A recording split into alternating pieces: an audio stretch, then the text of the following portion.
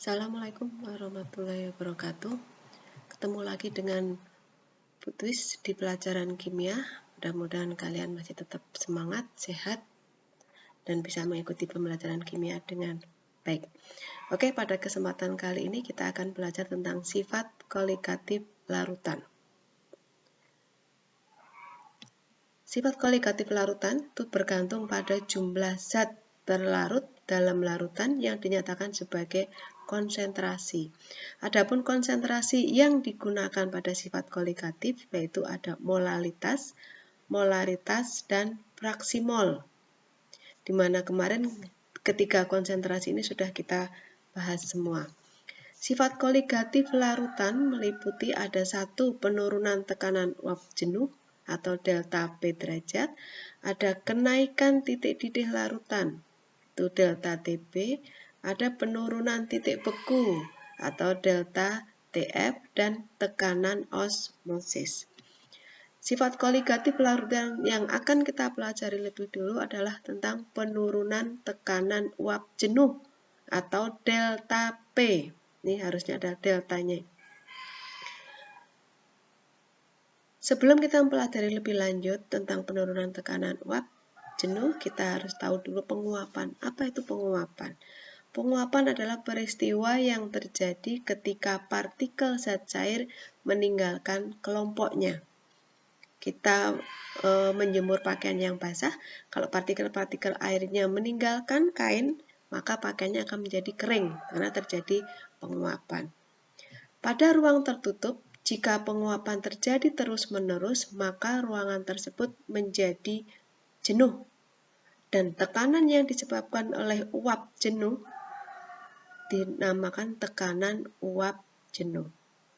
Tekanan uap jenuh dipengaruhi oleh jumlah zat dan suhu. Semakin banyak jumlah zatnya, maka tekanannya menjadi tambah besar.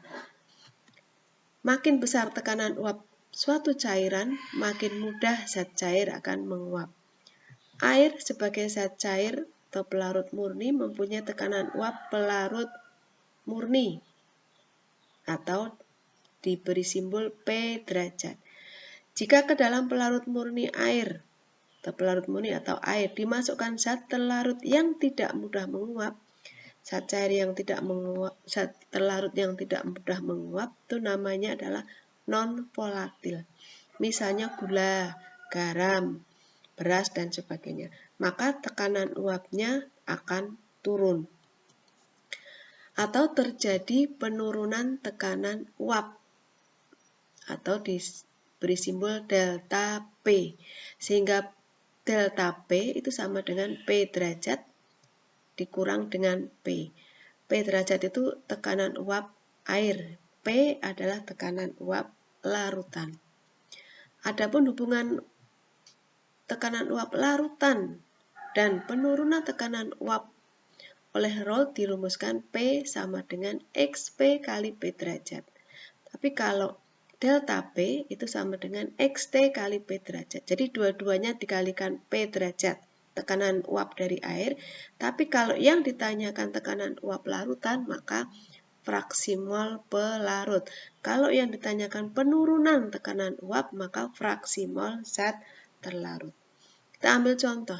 Sebanyak 18 gram glukosa C6H12O6 dilarutkan dalam 90 gram air pada suhu tertentu.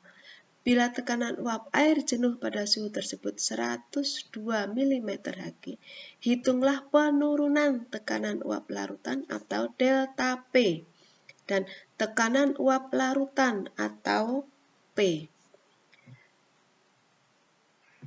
Maka menjawabnya, dicari dulu mol glukosa dan mol air. Massa glukosa 18 gram, massa air 90 gram, mR glukosa 180, mR air 18, P derajatnya 102 mm Hg. Yang tanyakan tadi penurunan tekanan uap dan tekanan uap larutan. Penurunan tekanan uap itu XT kali P derajat. XT fraksi mol glukosa, berarti mol glukosa per mol glukosa ditambah mol air kali P derajat.